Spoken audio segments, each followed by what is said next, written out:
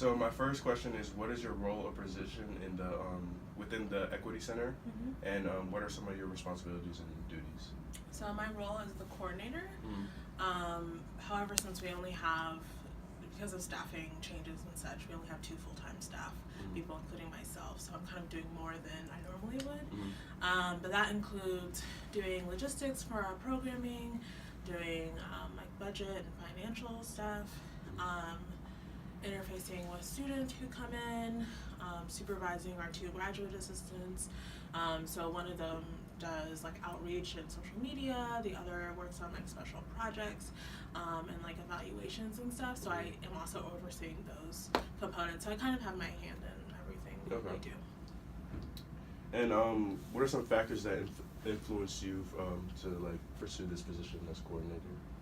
Sure. So a lot of things. One, I volunteered at the LGBT Center when I was in grad school. Was it here? No, at Penn State, actually. And so in my undergraduate school, so I'm from North Carolina, and I went to UNC Greensboro, and they got an LGBT center the year after I graduated. So during that time, I didn't really have a space to go to. I wasn't really out to myself. I didn't have much of a community, so that really affected my experience as an undergrad. When I got to graduate school, I was sort of like, okay, maybe this is the time when, I was like finally independent from my family and all of this. And so I felt like that might have been the time to start being a part of LGBT community. So I did that first through getting involved in their mentorship program. And so doing that mentorship program and then later facilitating a discussion group for people of color and being involved in other ways caused me to reflect a lot about and this how is all during grad school. This was like within a year and a half. While I was working on my master's thesis.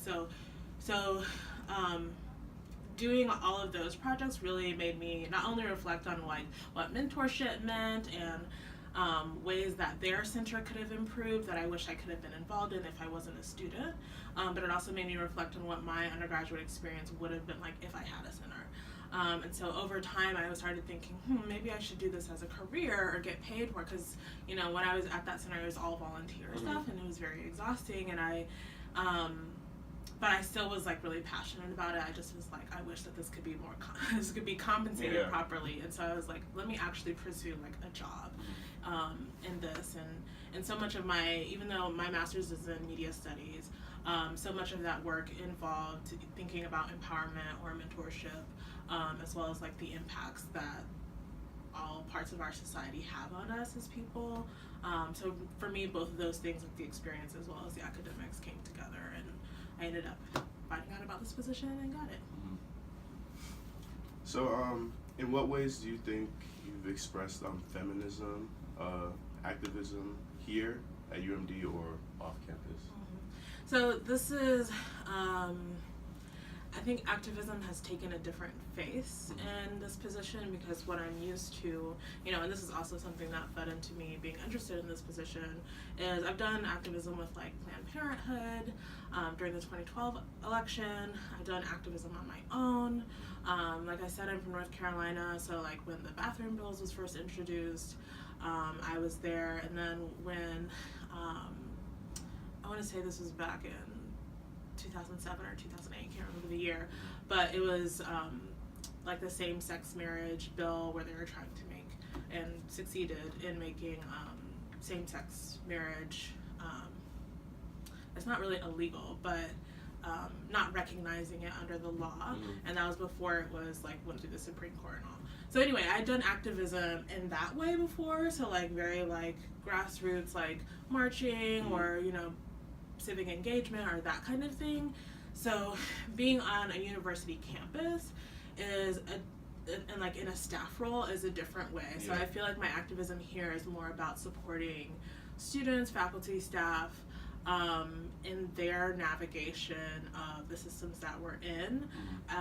And there is some advocacy in that, but it's less it's not really the type of activism that people think of when they think of It's like less so an because it's activist. through other people, kind of. Right, it's kind of, and it also is just more behind the scenes. I think when I first got into activism, I definitely, especially the people that I idolized, were people who were super visible and super, like, had really loud voices and stuff, and so I feel like my impact here is probably the same that it would be anywhere else, except I'm not as visible as, like, the face of LGBT community, which also has its own power. So I'll say, from these experiences that you've had, has there ever been an instance or a moment that you've been faced with a scenario where your activism as a feminist or leadership within the LGBT community has been like disrespected, like, or tested, like any instance? I think it's honestly tested every day, although when people talk about difficulties in activism, it's usually like, you know, what sexism did you face today, or what homophobia did you face today, or whatever, in terms of like, did someone do something to you? So that doesn't really happen very often, thankfully, especially because I'm usually around, you know, my community. I think it really shows up in just like burnout and the amount of emotional labor I do a day, and not feeling like it's valued enough. So not within the center, but in terms of like the community or the university at large. So for instance, some of the frustrations that people have with administration not caring enough, or like all the diversity work being put on the backs of people of color, like everyone expecting people of color to do the work for diversity on this campus. I feel like I feel that much more than I expected that I would. I mean, I was told that I would feel that, or that you can get burnt out in these kinds of positions very easily. And I think over the year or so that I've been here, I've really like been put to the test as far as like, because I love my position here in the center and talking with students and helping students and stuff. It's when I leave the center and I'm like trying to communicate how much there's a need for certain support or certain resources to be allocated to our center or to student efforts or whatever, and having people just like not even care. I think that's really the difficulties that I've faced, where I expect, it's like I'm used to like help. Well, I mean, I'm throughout my life, I'm used to expecting people to act adversely to me because of my orientation or my race or whatever. But I'm not used to people who seem well-intentioned, who have the power, acting like, I don't know what to do about that, or I understand that that's a value to you, but that can't be a priority or whatever. I feel like that's like a different form of like all of these isms that people sometimes aren't really prepared for, and I think I've had to figure that out over time. Kind of like neglect, you would say? Yes, exactly, like neglect. So, while dealing with these things that you've talked about, kind of these people who are in positions of power who don't assist where they can, do you feel like you've handled like those situations like in a good manner, or do you think there's anything that you could do or have done like differently? I think I've done the best I can, honestly, and I think when I first got here, I was really hard on myself, and also, you know, this is not just me acting alone. This is like us as a center, as well as like other people who do diversity work on campus, because I'm definitely just a part of that community, right? Not just by myself. But I feel like I was really hard on myself and thinking like, this isn't happening fast enough, or I see this need for students, and how can we fill that? And feeling like it was all on my shoulders to make that happen. But I think it's. I'm sorry. Can you reread the question? So it's do you believe that you've handled these adverse situations properly, and if not, what would you change? Right. Okay. So this is what I was getting to, where at first I was so focused on like, am I doing this the right way? Am I doing it in the way that aligns with my values? Am I doing it like, if I don't see change immediately, then that means that I did something wrong, or that we are doing something wrong, that we need to do something different. And I think I've changed over time my perspective to just think like, okay, well, we're doing the best that we can, and while you should always be improving, I just realized that people of color, especially queer people of color, really blame themselves for diversity or inclusion or liberation or whatever not happening as fast or in the exact way that they want it to.